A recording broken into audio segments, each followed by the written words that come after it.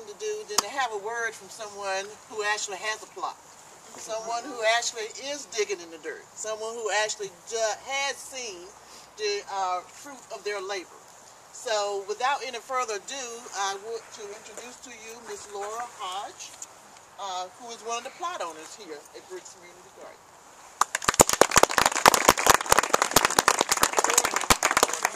It's just a pleasure to be asked to take a part in this program.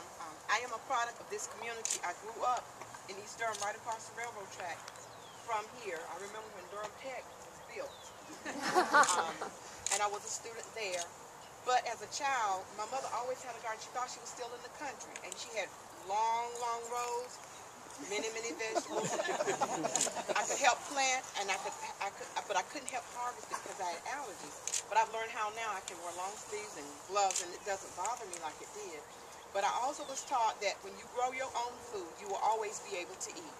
I grew up canning, helping her can, helping her freeze, helping her put away food for the winter.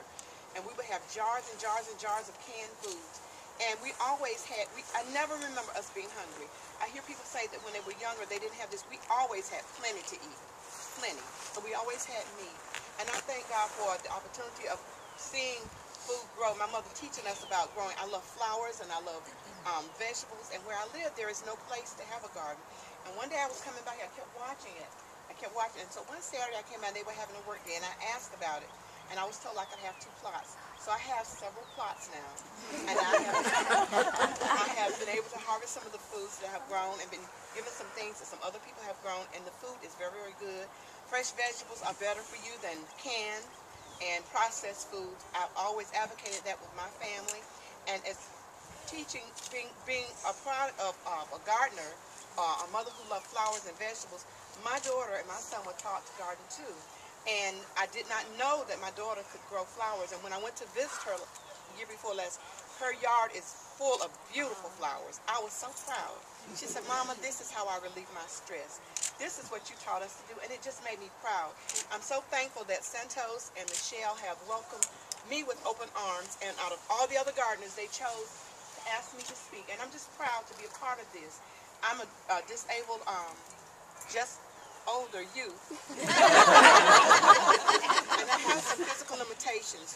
But this helps me to be able to get out and do some things. And I can do it at my own pace. And I can stop and rest when I feel like it.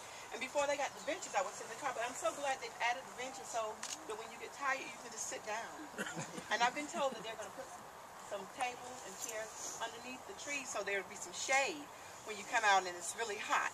I'm just really, really proud of what's happened. I'm so thankful because I remember when nothing was here but just woods. And now there are businesses, and there's Durham Tech, and there's the community garden. And I'm just so proud and glad to be a product of Durham and to see what our community can do when we get together and be on one accord and have love, unity, and fellowship. Thank you.